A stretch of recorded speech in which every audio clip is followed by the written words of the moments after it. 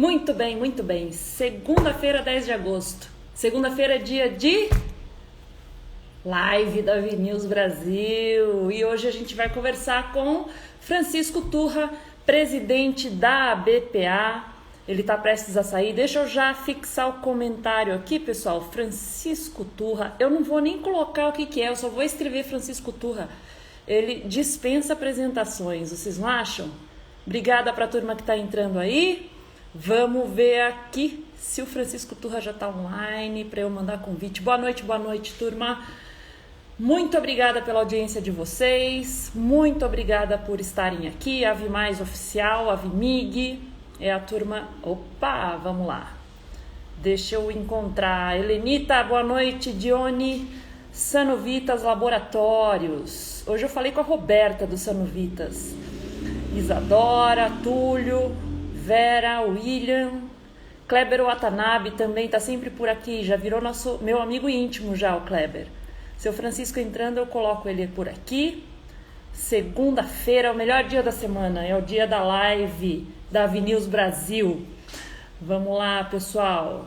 Francisco Turra entrando aqui. Aqui, muito bem, já vamos colocar seu Francisco. A gente já fez um esquenta aqui com o seu Francisco, para não dar nada errado.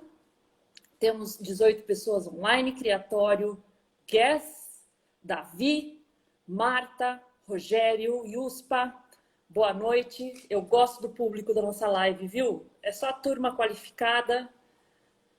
Ovos Granovos, boa noite. Seu Francisco já está online, eu já mandei o convite para a gente entrar. Tamo junto, Priscila, é isso aí, Kleber. Boa noite. Ricardo, deixa eu ver. Ária. Fred Brito. Ovos Santa Lúcia. Eu vejo vocês, bastante foto do Ovos Santa Lúcia no Instagram. Gosto do perfil de vocês no Instagram. Hoje é segunda-feira, dia de live da Vinews Brasil. Eu já mandei aqui o convite para o seu Francisco Turra. Eu estou aguardando que ele aceite. É só ele clicar no aceite que ele entra na nossa live. Já temos aqui 23 pessoas. Ele não está conseguindo. Vamos lá, eu mando o convite de novo, seu Francisco. Não se preocupe que vai dar tudo certo. Sempre dá. Até quando dá errado, dá certo. O senhor já resolveu problemas muito mais difíceis do que entrar numa live de Instagram.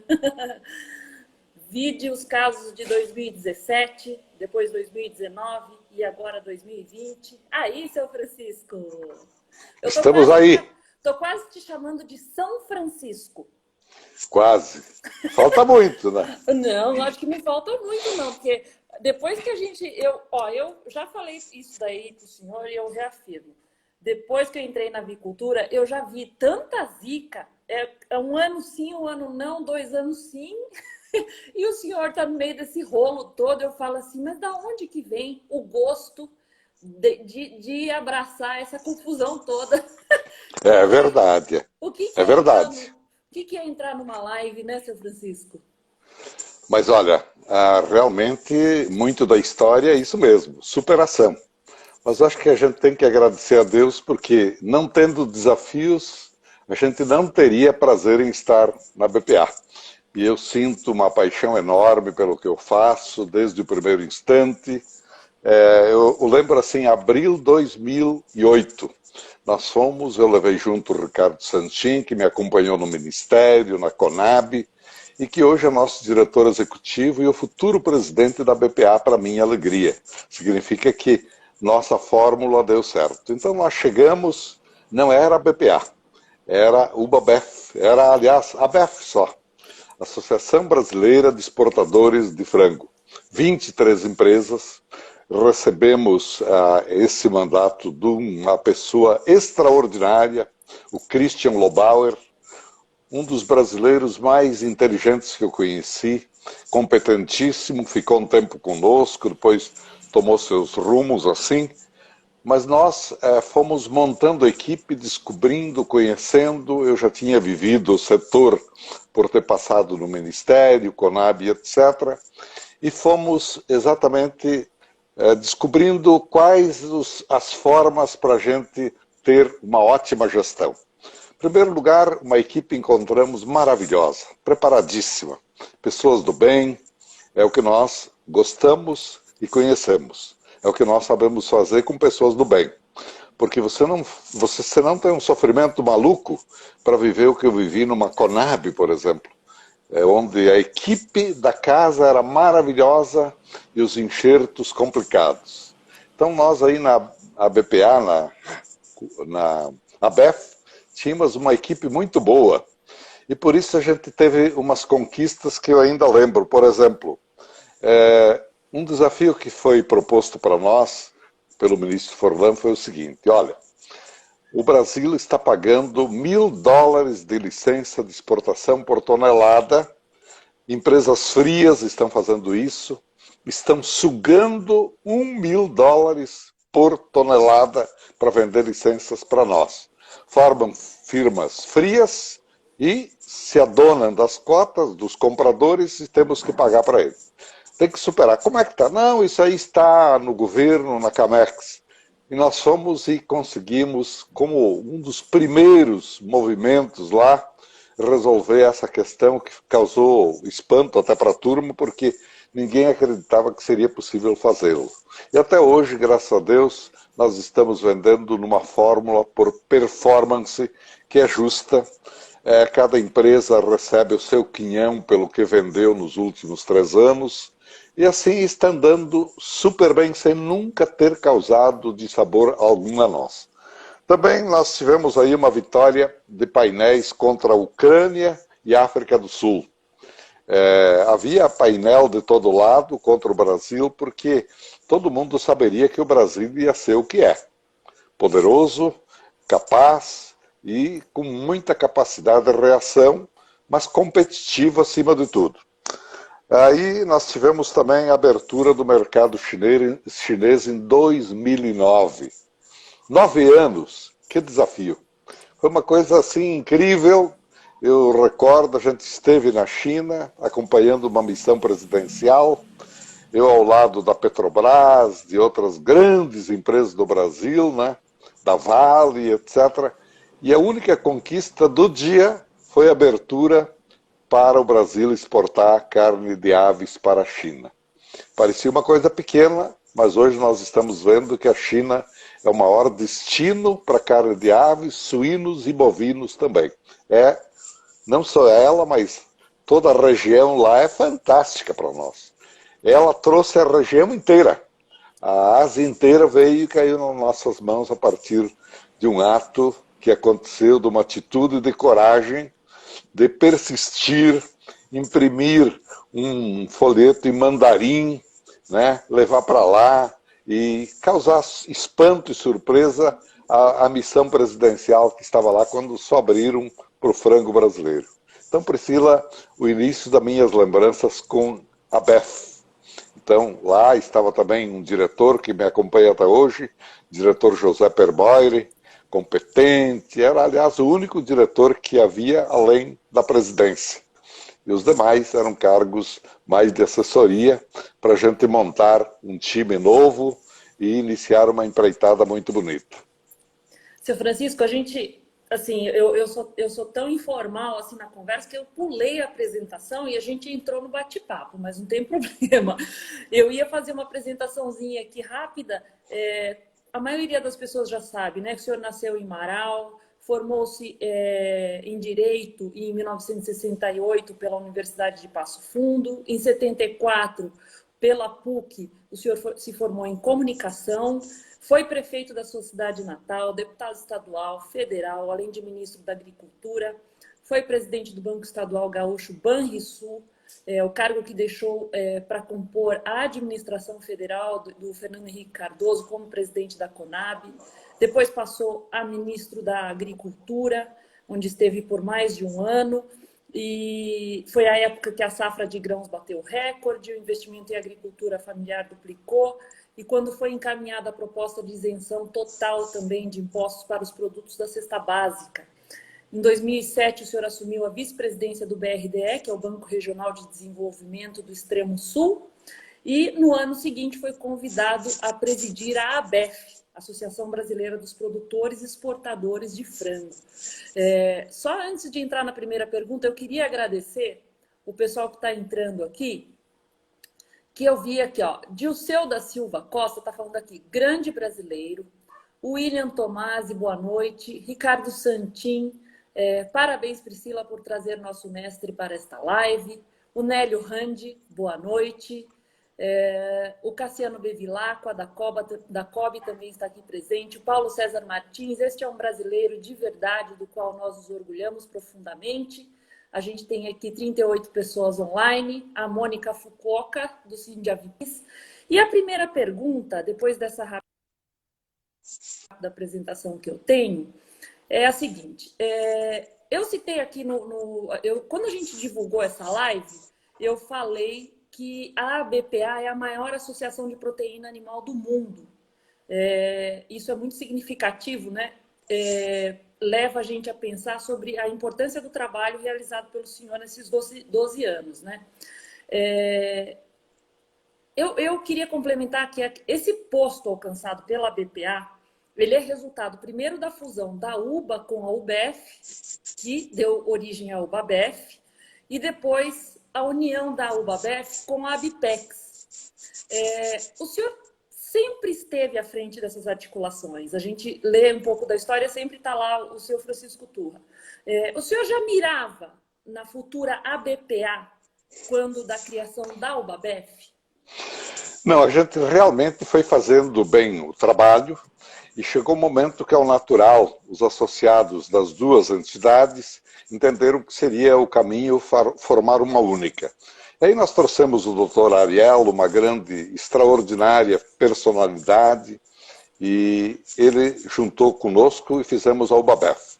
Passamos um tempo e aumentamos o número de associados, damos um rumo, abrimos mercados, criamos as câmaras para discutir todos os temas, e isso era muito importante porque dava uma visibilidade enorme.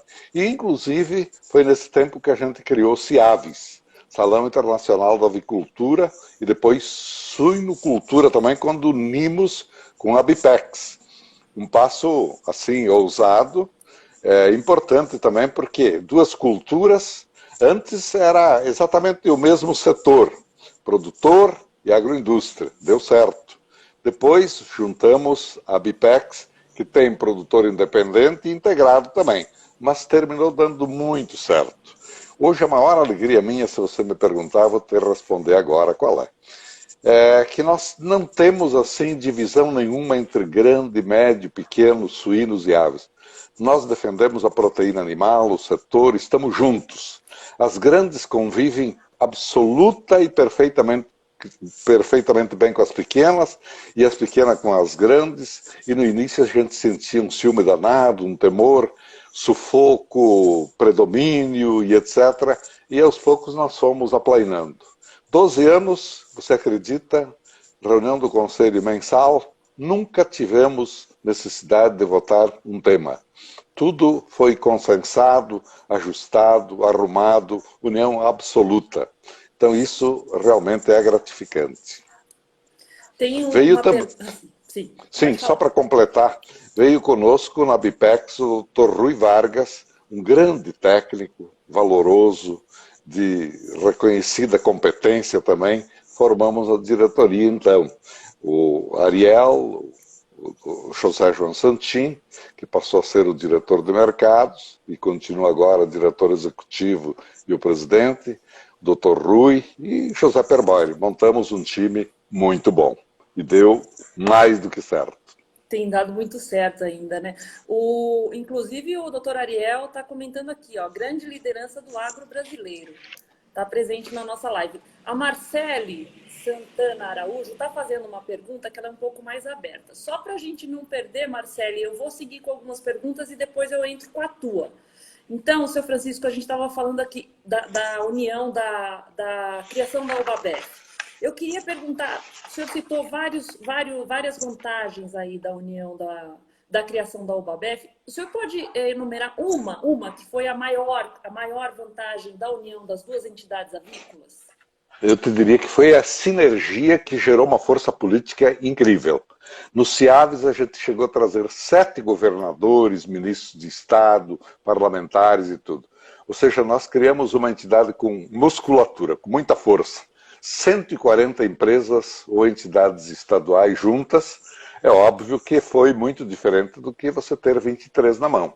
E eu passei pelo Ministério e sabia que o comum não é você atender uma empresa, o comum é você atender um setor. Quando ele está unido, com muito mais facilidade, como é o caso agora, que a gente atravessou esse período tão difícil da pandemia, produzir e proteger. Difícil, momento complicado, que a gente vai ter uma oportunidade de falar sobre ele também. Vai. Tem um levantamento da BPA que o Marcelo me passou, inclusive eu queria agradecer ao Marcelo por todo o trabalho que ele fez de viabilizar essa nossa live. De 2008 a 2020, a produção de carne de frango aumentou 31% e as exportações 25,6%. Na carne suína, a produção aumentou 38% e as exportações 21,5%. As receitas com as importações de carne de frango aumentaram 38,4%, com as exportações de carne suína 28,4%, e agora 2020 a gente deve ver um estouro, né, para a carne suína. Ao que o senhor reputa esse crescimento? Bom, primeiro, novos mercados que a gente conseguiu abrir. Veja você que, por exemplo, eu estou te dando aqui alguns dados: México, Índia, Paquistão, Coreia do Sul, para suínos, Estados Unidos, Japão, Mongólia, Moldávia, Mianmar, Vietnã, muitos mercados abertos para carne suína importantes, ou seja, chegamos onde está o maior importador do mundo, Japão, e ainda falta o México para entrar entre os 6 maiores do mundo, todos estão com o Brasil. Carne de aves está tudo muito aberto, são ao todo 160, mas digamos, mercados que a gente atua mesmo, 140 mercados. Então, mercados que se num ano complica a Arábia Saudita, já vem uma China e ocupa esse espaço. Quer dizer, é algo incrível. E agora na pandemia, eu acho que isso ficou ainda mais patente, mais claro para nós, que o Brasil passou a ser visto como o grande supridor de alimentos para o mundo. E principalmente da boa proteína, sem nenhuma doença, sem nenhum problema de peste suína clássica africana ou influenza aviária, nunca tivemos aqui no Brasil. Isso também é uma coisa muito forte, é uma lembrança que realmente vai ser marcante para nós. Seu Francisco, quando da criação da UBABEF, o senhor já falava que um dos focos das ações da entidade seria desfazer mitos sobre a produção avícola, e um deles é a tal da lenda do uso de hormônio na produção de frangos. O ovo já superou o mito do colesterol alto. E a carne de frango, quando que vai superar o mito do hormônio? Olha, já eu poderia te dizer que superou também. Nós fizemos campanhas e envolvemos as nossas empresas, inclusive até um selo proibido o uso de hormônio pelo governo federal, enfim. Mas, em suma, com recursos poucos, a gente fez uma campanha que antes mostrava numa pesquisa que 92% do povo brasileiro, do consumidor brasileiro, acreditava no hormônio do frango. E, na última pesquisa, menos de 20% acreditavam. Porém, na primeira pesquisa, todo mundo dizia que consumia, porque achava saudável, boa, ligada a esportes e tudo. Ovos, então, nem se fala. Depois que o Bolt veio e anunciou que comia 9 ovos por dia, teve gente que quis imitar o Bolt, outros atletas também, e o ovo passou a ser consumido em grandíssima escala, tanto é que hoje praticamente não sobra excedente exportável. E a carne suína, idem, passou a ser usada até como nutrição nos hospitais, né, como dieta hospitalar. Aí passou a ser alguma coisa muito fácil para nós vendermos. Então, nutrólogos, fizemos eventos por tudo, participamos com nutrólogo, com chefes de cozinha, com especialistas, enfim. Você não imagina o que usamos indo mundo afora e envolvendo muitas pessoas de nome, contratamos ou compusemos receitas, livros de receita, mas o mito do hormônio não existe. Hoje, graças a Deus, saudabilidade é o que paira na frente de ovos, aves e suínos. Seu Francisco, a gente comentou no começo sobre as dificuldades, né? Os estresses gerados pela rotina desse setor. É, eu queria na opinião do senhor, assim, só do que eu vivi, como eu citei, a gente viveu em 2017 a Operação Carne Fraca. Aliás, foi um problema que o levou a ser escolhido em 2018 como uma das personalidades mais influentes do agronegócio. Mas também levou o senhor a ter um problema de saúde, né? Um estresse muito grande. Aí, em 2019, veio a greve dos caminhoneiros. 2020, agora a pandemia do coronavírus. Qual que foi o pior ano da sua vida no que se refere a crises, problemas relacionados à avicultura, suinocultura? Bem, se a gente entender que o desafio é o pior, a carne fraca foi sofrido. Eu acho que foi muito pior para nós do que agora a pandemia, Covid, você falando assim, de estrago e de dificuldade para a gente avançar. Porque num dia só a gente viu uma divulgação absolutamente equivocada, errática, absurda, propaganda para o Brasil era uma manchete de um grande jornal brasileiro, assim, ó, Brasil vende carne podre para o mundo. Imagine você, essa mesma manchete eu vi no México, no dia que cheguei lá em Washington, num dos principais jornais de lá, a mesma manchete. Então era uma coisa terrível para nós. 70 países que tinham aberto espaços para o Brasil caíram fora numa semana. Era ministro Blair Maggi, fez um trabalho excepcional. Nós fomos recebidos pelo presidente Temer num domingo, ele passou praticamente o dia inteiro dedicando a isso, à noite culminou com um jantar para os embaixadores, para dizer assim, ó, o Brasil vende carne ótima, da melhor qualidade.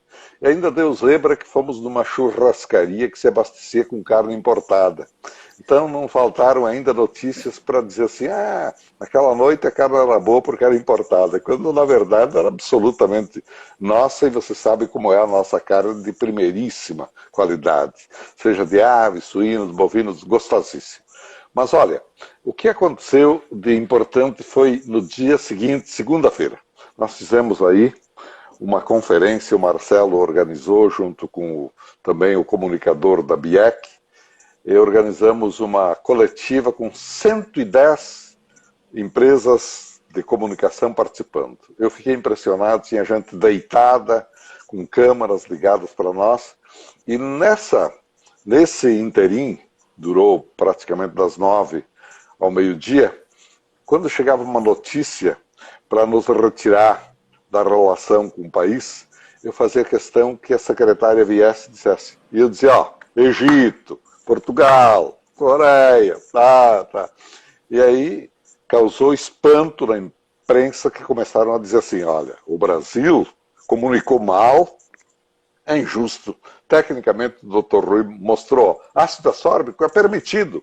Uso de papelão, para quê? Para peso? Papelão mais leve que a carne. E começamos a desmistificar tudo. Eu recordo que a grande representante da grande imprensa chegou e disse assim, eu quero uma coletiva, porque eu dizia assim, operação que dura 2 anos, para ser deflagrada e lançada ao público, tem boas intenções? Não pode, teria morrido metade da população.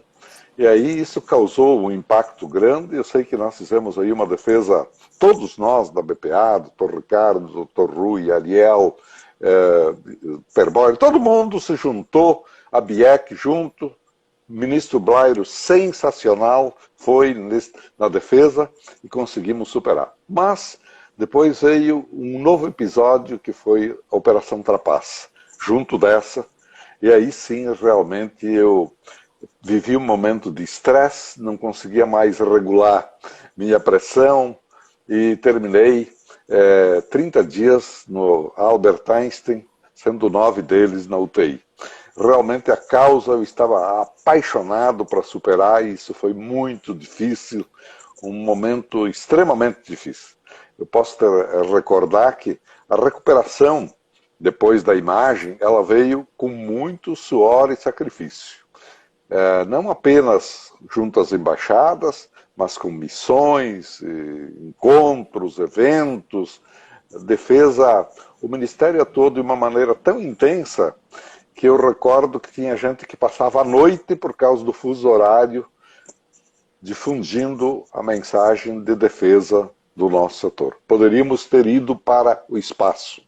Seria a coisa mais lamentável que eu poderia imaginar, mas ia acontecer se a gente não tivesse usado veemência e tivesse trabalhado com tanto amor e ardor para nos defender. A Tabata Lacerda está comentando aqui. Profissional impecável, grande chefe, mas acima de tudo uma pessoa de coração imenso e apaixonado pelos setores. O Fábio Carnevale também faz o comentário aqui. Doutor Turra está marcado para sempre na BPA. Conta com respeito e agradecimento de todo o setor de aves e suínos do Brasil. O Sérgio Gomide também mandou um abraço aqui. Lia Coswig, eu não sei, às vezes mistura o nome da empresa. Parabéns pelo convite. Eu vi o Ribas também comentando aqui. O pessoal da Nutri News Brasil, que é a revista irmã da Avnews Brasil. O Ribas está falando aqui, ó. Turra, nosso grande líder. Ribas, todo mundo mandando um abraço aqui. Uma inspiração para o agro, o pessoal da Sanovitas Laboratórios. O senhor quer cumprimentar alguém, seu Francisco, especialmente? Eu tenho que dizer muito obrigado a todos. Eu seria muito injusto se escolhesse alguém, mas vejo que há umas presenças ilustres e de pessoas que viveram o drama. E daí, por isso, elas sentiram que nós fomos unidos para superar e elas nos ajudaram muito. Estão aí contigo e mandando mensagem, estão conosco nesse momento também. Seu Francisco, como que os setores de proteína avícola e suinícola têm encarado o aumento de espaço que a pauta sustentabilidade ambiental vem ocupando no mercado de proteína animal? Bom, desde o primeiro instante nós fomos instados a explicar se frango brasileiro não está consumindo produto da floresta amazônica, não está literalmente consumindo árvores e na casa do Príncipe Charles, lá, que é dono das ONGs do mundo, que nada disso, estamos fora do amazônico e não estamos preocupados tanto com sustentabilidade. Por exemplo... Seu Francisco, só um minutinho, por favor, só um minutinho. Eu acho que está falhando a conexão. Será que é só para mim ou é para todo mundo? Só um minutinho, seu Francisco, por favor. Vamos ver que eu não estou conseguindo ouvir o senhor. Vamos ver se volta. Vindo.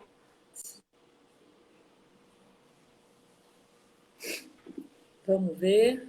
Falhou aqui. O senhor está me ouvindo, seu Francisco? Alô? Oi. Eu acho que está falhando a conexão do senhor, seu Francisco. Vamos ver. Está falhando, a turma está falando aqui que não está conseguindo escutar o senhor direito. Em que a gente comece essa resposta de novo. Vamos ver. Tá falhando, vamos ver. Vamos ver se volta. A conexão.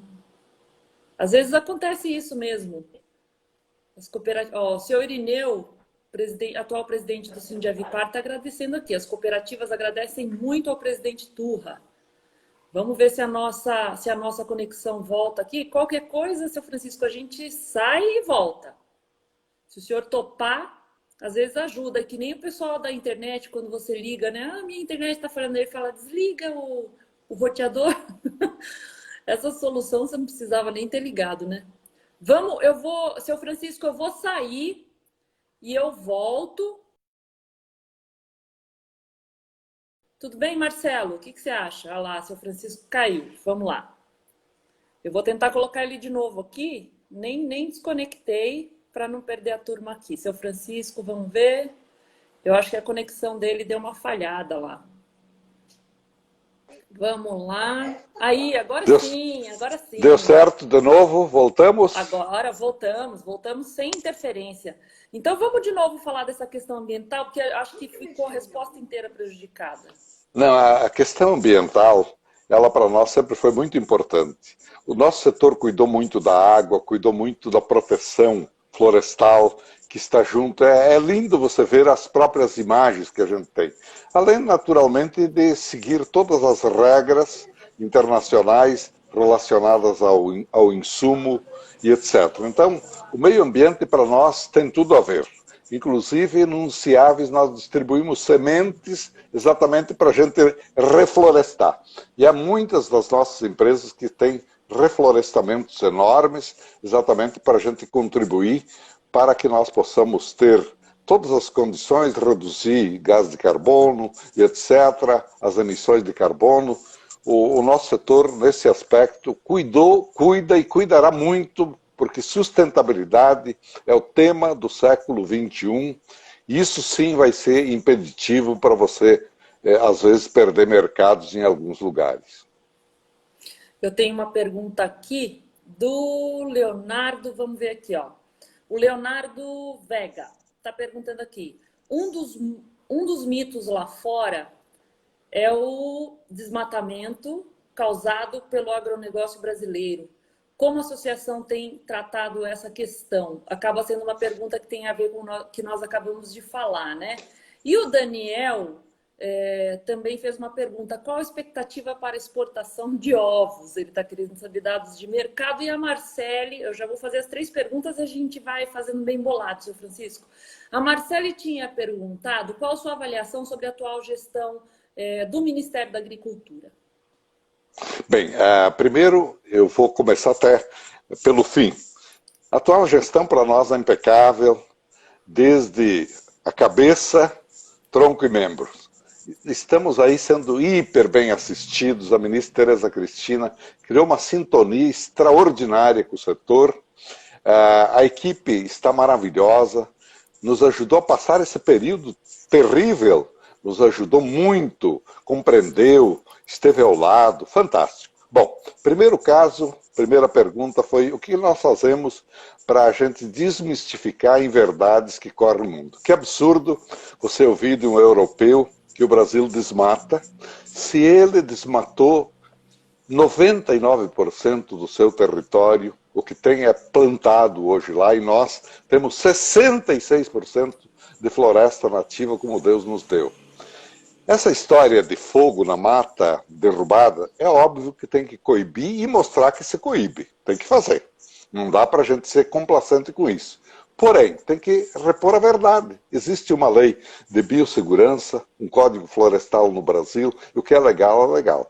Na região amazônica, no bioma amazônico, você pode utilizar 20% do teu território para fazer agricultura. E é o que está acontecendo.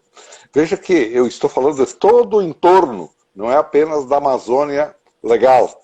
Então nós temos aí uma proteção como ninguém, estamos aí sendo responsáveis pela presença de 30% da floresta existente no mundo, e países que não têm nada, que desmataram, eles estão se servindo disso, e ainda nos difamando mundo afora. Então nós protestamos, falamos nos congressos, nos encontros e também em toda a nossa campanha de reposição da imagem. A segunda pergunta que você falou é sobre ovos, do Daniel. Nós hoje, sinceramente, ainda não estamos exportando porque o consumo era baixíssimo, estávamos muito aquém da média mundial, e em 3, 4 anos que está o ovo também no nosso setor, na BPA, nós conseguimos dar um salto maravilhoso, estamos na média mundial, em torno de 230 ovos habitante ano. E canais para abrir, nós estamos agora com tudo pronto para abrir a União Europeia, outros países, estamos trabalhando, PNCRC feito, e temos projetos já em curso e vai ser certamente um dos setores que mais vai crescer no Brasil. Ovo fértil, né? Também estamos assim com grandes mercados, ovo industrializado, in natura, ou seja, o Brasil vai ser grande exportador de ovos, vai ser uma referência mundial, principalmente pós-pandemia. E aí, falamos das 3, né? O pessoal do Laboratório Sonovita está fazendo uma pergunta interessante, porque ela chegou a passar na minha cabeça, eu achei que era exagero, mas eu vou aproveitar que eles estão perguntando. Eles estão perguntando aqui sobre as proteínas de laboratório, qual é a sua visão sobre o assunto? E o Nélio Randi tá escrevendo aqui, ó, sou fã desse nosso presidente, sempre defendeu com unhas e dentes os setores da proteína animal. Um orgulho para a avicultura e suinocultura brasileiras. E o Fabrício Delgado tá mandando um joia aqui, ó. Olha, obrigado a eles todos, pessoas do coração, do meu coração. Eu vi você falando aí do nosso presidente do Sindiavipar, novo, tanto anterior, Domingos, como agora, o Irineu, maravilhosos. Mas olha, sobre a proteína vegetal, você sabe que até empresas nossas criaram aí o hambúrguer vegetal, exatamente porque há gosto para tudo, né? E a gente tem que hoje dar liberdade ao vegano, vegetariano, para seguirem as suas tendências. Isso não está ameaçando em absoluto. E o que a gente viu foi até um decréscimo no consumo em alguns países que chegaram na feira de Anuga, mostrando como se for, olha, descobrimos a América. E, na verdade, depois a gente teve informações que houve queda no consumo e realmente não deu certo. Mas a liberdade de consumir e que tenha quem produza, perfeito, nós não nos opomos. E o que nós temos que fazer sempre é criar mais qualidade para a nossa proteína, essa que nos acompanha sempre. Proteína animal tem muito de diferente, sem dúvida alguma. Tem um sabor que é indiscutivelmente muito melhor, isso é inquestionável também, ao menos para a maioria do gosto da população. Eu já comi aqueles hambúrgueres vegetais, eu sou carnívora, não fez muito, não mexeu com o meu coração. Exatamente. Ó, a Dione, da Agroqualitá, também está mandando um abraço aqui. Ó. Grande personalidade do agro, é sempre um prazer ouvir o Turra. Parabéns, Avinews, por nos brindar com essa bela live. Mis hermanos de Espanha, Avinews Revista, é a mamãe da Avinews Brasil, também está online, apesar de lá na Espanha já ser bem tarde agora, mas eles estão acompanhando. Sanuvitas agradeceu pela resposta. Pois é. E Priscila, a Espanha já está fazendo uma bela parceria com a suinocultura brasileira. Veja que eu acho que os europeus perderam muito tempo, abriram muito espaço para os países asiáticos absorverem tudo, conhecimento, produto, e os europeus criando 1000 dificuldades até hoje, acordo não, agricultura não, e eles poderiam oferecer o que eles têm de mais rico, que é a expertise, para fazer, para ajudar a transformar, agregar valor. Não fizeram, vão perdendo tempo, vão se arrepender mais tarde. Foi o recado lá para a Espanha. O isso pessoal aí. do mercado tem que aproveitar isso aí. O Mercado Brasilis, doutor Turra, tem uma frase muito emblemática. Quem conhece o Brasil não tem medo da fome. Parabéns pelo trabalho árduo em prol do agro e da nação. Essa frase, Priscila, tem para mim uma história marcante. Veio um grupo, eu era ministro da Agricultura, e estava com o Ricardo Santin, e recebemos uma delegação chinesa. E essa delegação terminou um roteiro Brasil afora, chegou no gabinete e eu fiz uma pergunta, o interlocutor falou, disse, olha, gostaram do Brasil? O que acharam do Brasil? E ele disse, só tem medo de fome no mundo quem não conhece o Brasil. Veja a opinião deles na época, e essa foi uma frase que eu repeti inúmeras vezes depois, copiando do que eu recebi do chefe dessa comitiva que percorreu o Brasil de ponta a ponta.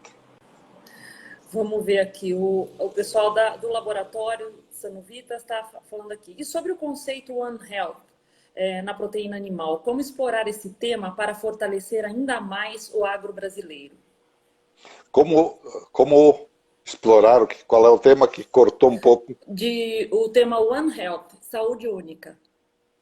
Olha, eu acho que com relação a isso, nós realmente temos que mostrar ao mundo todo que estamos preparados para enfrentar esse desafio. E o Brasil até aqui tem dado mostras exatamente de que faz isso todo o tempo e o tempo todo. Eu acho que não é só o governo, não só esperamos do governo, mas a iniciativa privada se aprimora, tecnifica, se ajusta e estamos dando conta do recado. Mas Priscila, se você me permite, eu acho que a gente tem que falar de lembranças. Nós estamos aqui para rememorar, mas também coisas bem recentes, assim. Números, você viu, por exemplo, assim, esse ano, carne suína explodindo. Temos aí o resultado desse último mês de julho. Nós estamos chegando numa média extraordinariamente superior ao ano passado, mesmo período, de 49%, quase 50%. E carne de aves, eu tenho certeza que nesse ano também vamos chegar num patamar excelente. Tudo isso é muito bonito, mercados abertos, manter mercados, etc. Mas eu acho que a gente tem que dar um capítulo bem especial, sobrar um espaço também para falar sobre o momento atual e o que a gente vê para o futuro. Certamente você ia me colocar tudo isso. Eu me adiantei, Priscila, para te dizer que nós entramos nessa pandemia tão improvisadamente num aspecto e tão preparados num outro, incrível. Sob o ponto de vista pessoal, nós saímos de lá, a gente tinha um quarto, um apartamento num hotel, estava próximo também do nosso, o Ricardo Santin. Dias antes até incendiou um andar do hotel, já passamos um susto terrível e escapamos. E depois chegou um dia que recebemos uma ordem, pandemia, isolamento social, tem que voltar e etc. Deixamos tudo como estava, roupa, tudo, e viemos para o Rio Grande do Sul, e até hoje não voltei a São Paulo. E nem Ricardo Santin voltou. Tudo feito online, tudo feito por vídeo, áudio, etc. Que beleza o que nós estamos fazendo hoje. Bom, mas eu falei, pessoalmente a gente veio no improviso, mas a entidade se preparou como ninguém, com nossos novos comandos agora, Ricardo Santin, a Sullivan, o Luiz Rua, o Marcelo Osório em Brasília, nos preparamos para a gente mandar um protocolo para as nossas empresas seguirem orientações do Ministério da Saúde, Organização Mundial da Saúde, Ministério Público do Trabalho, enfim, Secretaria do Trabalho e Emprego, tudo um protocolo para o trabalhador de chão de fábrica, para o transportador, para o integrado, para as nossas empresas seguirem. 30 dias sem um caso de Covid nos frigoríficos. 200 frigoríficos. 500 mil trabalhadores. Muita gente, né? E 21 de abril, feriado, nossa turma foi encontrar o Covid lá fora e trouxe o primeiro caso de Covid em Lajeado, segundo caso, terceiro caso, e aí, Priscila, que dificuldade, Priscila, para a gente superar tudo isso. Era uma incompreensão absoluta. Frigorífico, foco de Covid. Na verdade, não era foco. O vírus foi trazido para o frigorífico. E os nossos empresários, com muita garra e muita doação, começaram a aumentar a proteção. Aí nós mesmos da BPA validamos nosso protocolo no Albert Einstein e pedimos para a ministra Tereza Cristina um protocolo único, interministerial, aconteceu, 18 de junho, o protocolo, a portaria 19. Em suma, a gente foi superando e também a comunicação, apagando fogo o dia inteiro. Santa Catarina, fechando uma fábrica, vibração, porque fecharia uma fábrica. E a gente dizia, olha minha gente, esses animais, 49 milhões de suínos vivos, eles têm que ter um destino. Não é o frigorífico, tem que alugar lugar para enterrar. As 1 bilhão de aves, quase, tem que arrumar lugar para enterrar. E já aconteceu da empresa ter que entrar em lugares onde tinham trancado 15 dias, 30 dias, e já pedindo ao prefeito que arrumasse um espaço para enterrar 300 mil aves dia, 400 mil aves dia, 4 mil suínos dia. Olha, aí causou espanto. O próprio governador do nosso estado, aqui do Rio Grande do Sul, uma noite me ligou e me disse, mas tu é isso mesmo? Eu digo, é isso mesmo. O senhor tem um outro destino. Então daí toda a turma se uniu, Ministério Público do Trabalho, Ministério Público do Estado, Assembleia Legislativa, Governo, se uniram para proteger nossas empresas, para permitir que elas trabalhassem, produzissem, e nunca faltou comida, proteína boa no supermercado. Nunca ouvi queixa nenhuma. E além disso, deu para a gente exportar mais, manter empregos mais, 20 mil novos empregos, imagine que beleza. Quando se fala em desemprego, desespero, o setor pronto para voltar e atuar. que aconteceu de diferente com os Estados Unidos, Priscila? Eles vieram de São Paulo, modo de dizer, chegaram despreparados e também não mandaram dizer nada para as empresas, cada um fez a sua parte. Aí deu casos de cara, essas autoridades, Ministério Público do Trabalho deles e Justiça, mandaram fechar empresas e não reabriram. E aí tiveram que abater em torno de 1 milhão de toneladas de carne suína, é o que nós vamos exportar esse ano, veja você, e 2 milhões mais de toneladas de carne de aves em aterros sanitários. E empresas, algumas até nem voltaram até hoje. Então essa é a grande diferença. Então os contratos às vezes não foram cumpridos e o Brasil foi seguindo normal, bem, produzindo bem, cumprindo sua função, protegendo o trabalhador. Aconteceram casos, muitos também, retornaram ao trabalho, bem assistidos, informação para se cuidarem. E até aqui, graças a Deus, não só deu certo, como eu vejo um caminho aberto para que dê mais certo ainda logo depois. Em termos desse trabalho de respaldo ao setor, a BPA realmente tem é exemplar, né? Porque, inclusive, vocês lançaram ultimamente o ABPA Data, né? Que é uma base de dados gigante. Então, os associados da BPA são muito bem assistidos, né? É um trabalho de associativismo muito forte, é exemplar mesmo para o mundo. Olha, o Marcelo Oliveira, que está nos acompanhando, foi um herói, venceu pela comunicação vídeos, áudios de todo tipo, para chinês ver e visualizar e vibrar, para coreano, para japonês, em mandarim, em japonês. Bom, coisa lindíssima, coisas lindas que marcaram a nossa vida. A comunicação nos ajudou demais. E a BPA Data, veja você assim, um programa que lançamos praticamente 2 meses antes da nossa pandemia. E aí nós tivemos Andréa Veríssimo, que é uma iluminada, ponteou, liderou esse trabalho, que oferece aos nossos colaboradores 2,5 bilhões de dados sobre tudo que há no mundo. Ou seja, se há uma coisa que você nunca pode ouvir e calar, é alguém do nosso setor dizer que não tem informação. 2,5 bilhões de informações sobre qualquer mercado, em qualquer hora, tempo real. A BPA dá até um milagre. É a inovação, acho que todos os setores têm que perseguir um dia. Eu sei que alguns têm avanços nessa tecnologia, mas eu vou te dizer uma coisa, foi algo para festejar mesmo. E tomara que o próprio governo utilize mecanismos assim para ter informações, porque hoje informação é riqueza, e a análise da informação é fazer a riqueza, não tenha dúvida. Eu vejo que agora mesmo, durante esse período, se a gente não tivesse instrumentos modernos, se nós não tivéssemos computador, telefone, etc., nós iríamos pagar um preço terrível, porque desinformados, sem você vender ideias, sem você vender conceitos, como é que você vai, né? Então, graças a Deus, a gente está seguindo esses novos conceitos e isso tem sido extraordinário para nós. O pessoal da VIP está mandando aqui, ó, muito obrigado, eterno presidente. E daquele lado de lá também tem o pessoal pedindo para o senhor mandar um abraço. Está escrito aqui, ó, manda um abraço para nós aqui do Acre, pequenos produtores de aviários de postura. É o Jarlan Alencar e o João do Ovo.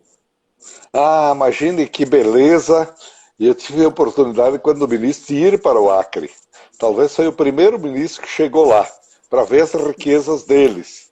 E, naturalmente, floresta é uma riqueza, a riqueza também hoje que a gente tem de remédios, né, da biodiversidade deles. Mas também é possível criar frango para o consumo e até mais para logo em seguida a gente exportar, embora a região dele seja complicada, porque vai ficar sob um olhar muito diferente em se falando de exportação. Mas você sabe que lá na Calha do Purus, madeira e etc., há riquezas incomensuráveis que a gente não tem aqui também. Então, às vezes, permita que nós do Sul respiremos e festejemos a proteína, exatamente porque a gente não tem as riquezas que a floresta amazônica oferece a eles. E eu não posso deixar de ler também o comentário do Antônio Carlos, da Vimig. lá da Vimig, isso. Presidente Turra, o setor da avicultura mineira tem enorme reconhecimento de seu trabalho e dedicação de corpo e alma, colocar o setor no topo do mundo. Bem, olha, eu vi aí o Nélio, comandou também a avicultura do Espírito Santo, o Antônio Carlos lá em Minas, o Irineu, e tanta gente aí também em Santa Catarina, com essa pujança toda, porque as entidades estaduais elas são nossa vida também, nossa continuidade. Nesse período, cada um fez a sua parte. Eu vi por aqui também no Rio Grande do Sul, né, Asgave, ela foi gigante, ela fez uma defesa intransigente das coisas certas, e esteve ao nosso lado e está sempre no CIAVES, e nós estamos ao lado das nossas entidades estaduais. A CAVE estava aí também antes e está presente aí, essa figura admirável, né, que está se manifestando, o Ribas. O Ribas, perdão, Ribas, você não merecia que eu te esquecesse com um nome tão popular, né? Antônio. Muita gente e é muito vai e volta, né, Turra? Turra, a gente tem 9 minutos e passa assim, ó. Ficou faltando você falar alguma coisa muito importante? Eu deixo o tempo todo para você, nem falo mais nada. Não, eu quero que você pergunte também, porque nós estamos andando, olha. Eu tenho, primeiro, uma homenagem que eu quero fazer para a nossa equipe toda. Eu não posso citar o nome de cada um, mas eu vou citar que o Ricardo é um abençoado por Deus, agora de ter montado também uma diretoria maravilhosa aí com a Sullivan Alves, o Luiz Rua, o Marcelo Osório. Ele é uma criatura que tem um potencial incrível, não se mede pelo tamanho, mas pelo tamanho da inteligência e do coração.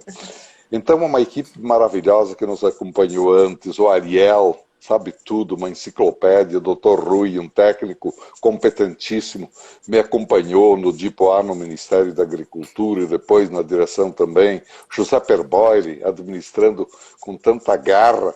E hoje nós temos um posto avançado em Brasília, um posto avançado em Pequim e um posto avançado também lá em Bruxelas, né?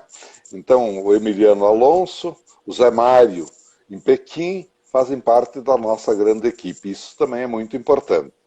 E eu quero dizer para você, Priscila, e para quem nos assiste do setor, o seguinte: a gente tem que ter muita firmeza, porque os momentos complicados, eles infelizmente chegam. Chegaram e chegam. Nós tivemos sempre muitos problemas lá no início. Havia muita dificuldade, às vezes, de você penetrar em alguns países. Eu recordo que a gente ia, por exemplo, para Indonésia. Aí, na volta, nos perguntavam como é que foi. Aparentemente, fomos bem recebidos. Prometeram abertura, prometeram um acordo sanitário. Mas ia, voltava, demorava. E se a gente não fosse persistente, nós não teríamos aberto mercados. Abrimos. Agora, a dificuldade é manter. Você sabe quantas barreiras sanitárias, comerciais e etc. Quantas coisas inventavam sobre nossos produtos, sobre o Brasil, trabalho escravo, trabalho infantil. O que é que tirou isso tudo? O CIAVES, o Salão Internacional da Avicultura e Suinocultura, teve assim uma presença tão importante politicamente e também sob esse aspecto imagem, porque a gente trazia 40, 50 jornalistas do exterior, vinham, conheciam, viam, voltavam e escreviam artigos. Olha, da onde vem a carne suína de aves que a gente consome? E aí eles mostravam que era porque eles visitavam. A gente, no final do evento, costumava fazer uma visita a plantas e criatórios no interior, tanto de aves quanto suíno. E eles daí respondiam a fotografia que eles viram lá. E depois, quando a gente descobriu um sistema 4G para monitorar e mostrar, melhor ainda. Mas olha, o CIAVES foi para a nossa entidade uma descoberta. E também facilitou nossa vida no seguinte sentido. Leis duras, diferentes de um estado para outro, a gente ligava, havia um canal aberto com os governadores que vieram ver o que era o Salão Internacional da Avicultura. A gente pôde mostrar, por exemplo, assim, imagine você, 500 mil trabalhadores de chão de fábrica. E, ao todo, 4 milhões de pessoas trabalhando na cadeia.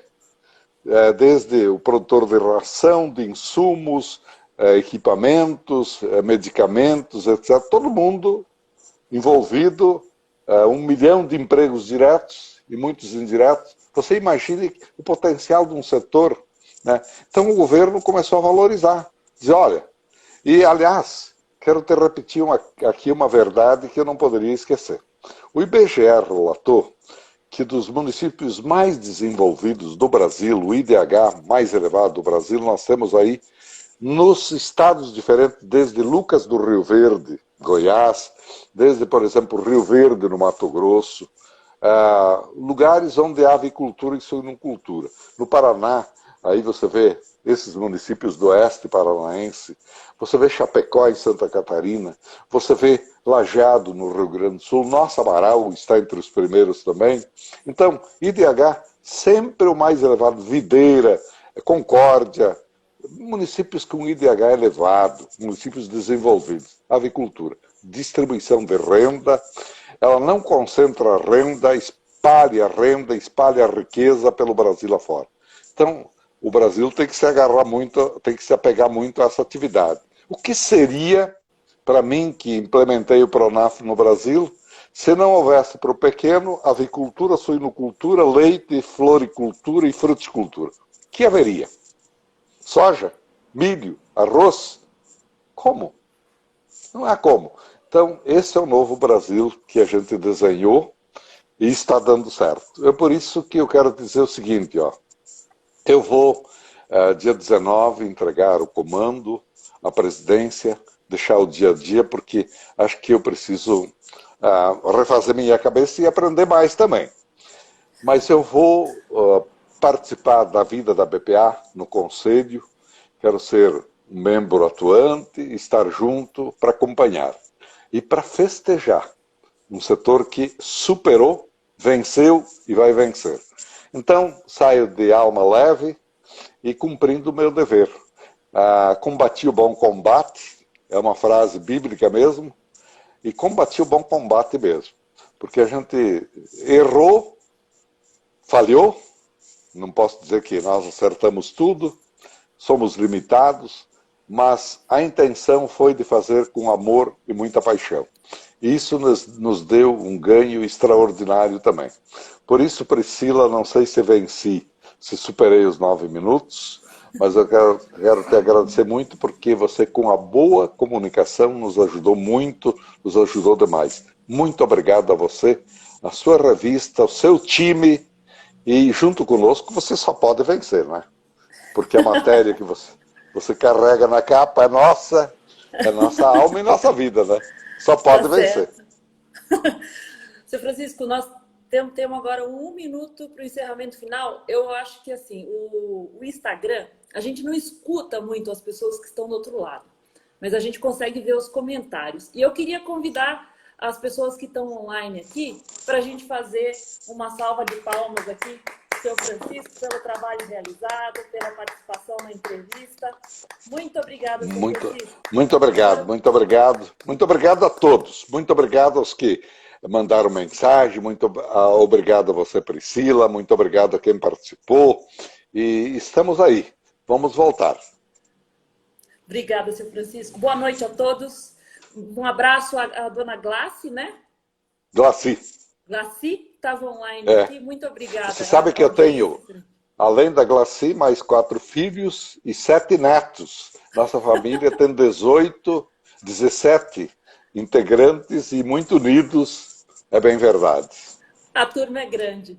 Obrigada, muito boa noite, um abraço forte, seu Francisco. Um abraço também. Pelo seu trabalho. Boa sorte. Tchau, tchau. Tchau.